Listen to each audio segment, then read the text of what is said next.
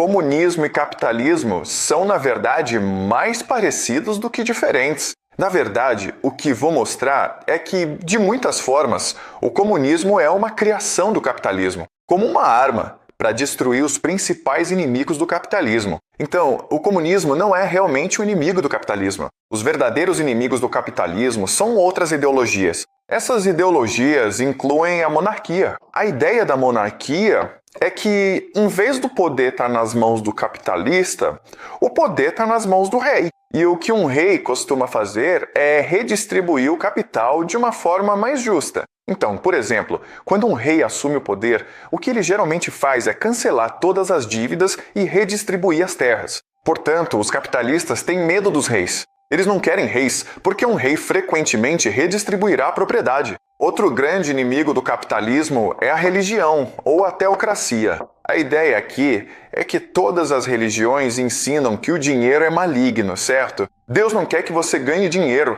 Deus quer que você seja bondoso com os outros, que ame seus filhos, para ser uma pessoa legal. Então é por isso que na Europa católica eles eram tão pobres, porque as pessoas estavam mais focadas na redenção e na salvação do que em ganhar dinheiro. Portanto, a teocracia também é um grande inimigo do capitalismo. Aí você também tem o nacionalismo. Nacionalismo é a ideia de lealdade ao seu povo, lealdade à sua nação. Para o capitalismo, isso é um problema, certo?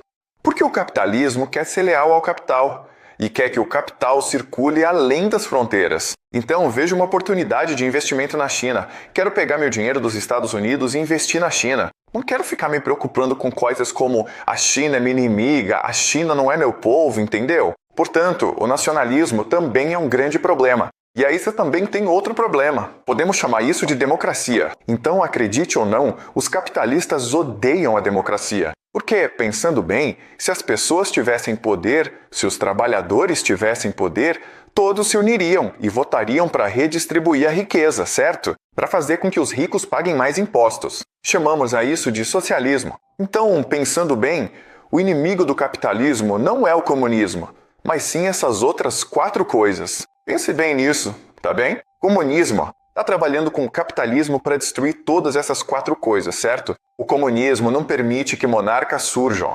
Ele permite que um partido surja, certo? O que é um partido? Partido é uma oligarquia certa, é um sistema capitalista. Agora, teocracia, o que Marx diz? Marx diz que a religião é o ópio do povo. A religião é o grande mal do mundo. A religião cria uma falsa consciência.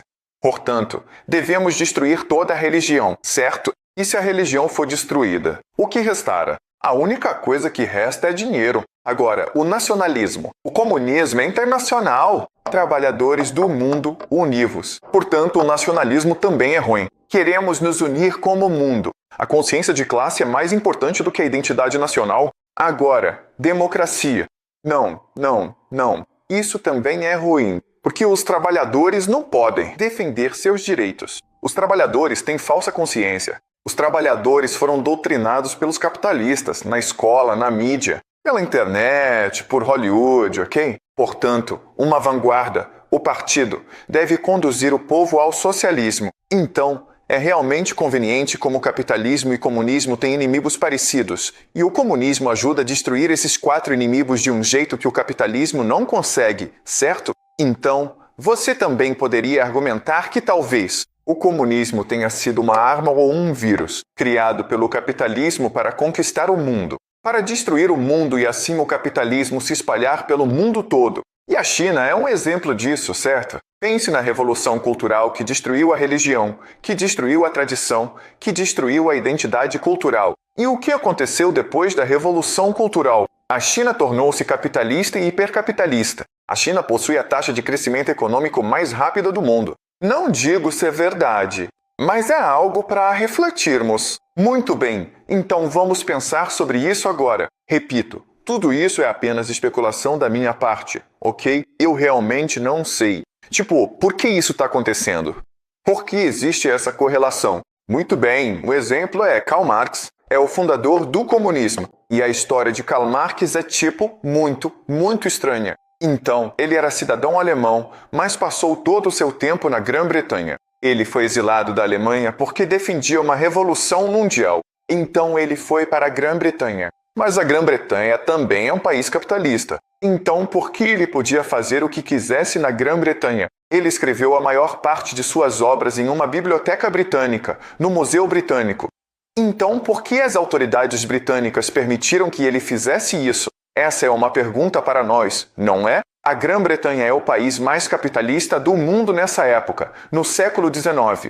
E a Grã-Bretanha, basicamente, permite que Marx viva lá e faça o que quiser. Isso é estranho. Número 2 é de onde ele tirava o dinheiro dele, certo? Na verdade, a esposa dele era uma aristocrata alemã, então ela estava acostumada ao luxo. Mas Karl Marx nunca ganhou dinheiro na vida dele, certo? Se ele escreve essas obras, o Manifesto Comunista, o Capital, ninguém vai ler.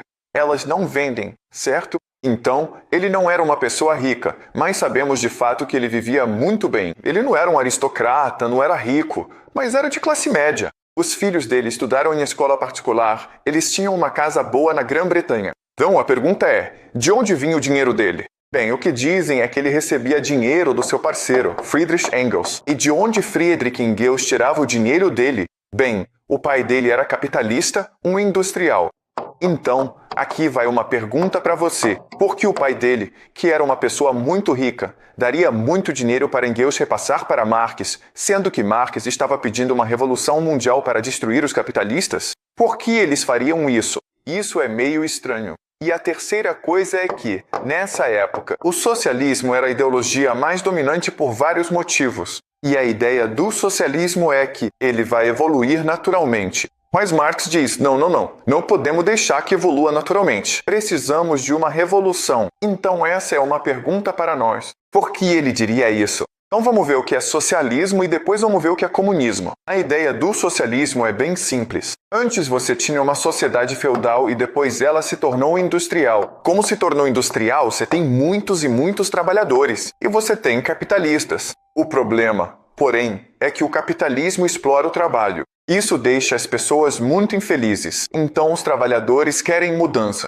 Aí você tem os industrialistas, os capitalistas. O problema é que o capital se concentra, certo? Então talvez você tenha 1000 capitalistas no começo, mas depois talvez 10 acabem ficando com todo o dinheiro, certo? Todos os meios de produção, as fábricas. Talvez reste um só. O capitalismo se concentra e os capitalistas acabam se voltando uns contra os outros. O capitalismo também, e por causa da democracia, porque as pessoas podem votar. Elas podem, então, juntas, promover mudanças políticas, e isso vai levar ao socialismo. O que é socialismo? Uma redistribuição de riqueza. Agora, só para simplificar, vamos dizer que existem 3 classes, certo? Você tem os ricos, tem a classe média, e você tem os pobres. Portanto, toda redistribuição nada mais faz do que tirar o dinheiro dos ricos e dar aos pobres. Mas, por causa disso, o que acontece é que a classe média melhora em status e poder. Então, se você analisar o sistema, pensará, ok, veja bem, os pobres querem o sistema porque tem mais dinheiro, tem mais igualdade. Mas também as pessoas que realmente querem o sistema são da classe média. Porque isso significa que, com o tempo, eles têm mais poder e status do que os ricos. E essa é uma coalizão bastante poderosa. E é por isso que os socialistas acreditam que, com o tempo, isso é uma evolução natural. E isso é verdade para a maior parte da história da humanidade, certo? Então, pense depois da Segunda Guerra Mundial. A Europa não se tornou comunista, não se tornou capitalista, ela se tornou socialista. Ela tinha um sistema de bem-estar social muito forte, certo? Pelo curso natural da história humana, o socialismo será inevitável, pois é o que a maioria das pessoas pensa. Mas Marx tinha problemas com isso. Marx diz tudo bem. O principal problema aqui é a classe social, ou melhor, a falsa consciência. Você pensa que este é um processo natural, mas os capitalistas, a elite dominante, têm muitos truques na manga. Por exemplo, eles podem fazer lavagem cerebral nos trabalhadores. Para que isso funcione, é preciso criar uma consciência verdadeira. Então você precisa destruir a religião. Você precisa reformular o sistema educacional. Você precisa controlar a mídia. Caso contrário, os capitalistas vão usar as escolas e a mídia para fazer lavagem cerebral nos trabalhadores. E também, esses trabalhadores precisam se unir no mundo todo para terem poder de verdade. Por quê? Porque a verdadeira luta é uma luta de classes. Certo? E para que o socialismo surja, precisamos destruir as classes, certo? Então, A ideia da classe média obter poder, isso é ruim. O que deveríamos ter é todo mundo igual, certo? Igualdade. E essa é a ideia de marxismo, destruir toda a propriedade, certo? Essa é a principal diferença entre socialismo e comunismo. Socialismo é a redistribuição da propriedade. Comunismo é a destruição da propriedade. Mas se você faz desse jeito, o que acontece é que a classe média agora perde status, né? Então, tanto os ricos quanto a classe média sofrem sob o comunismo.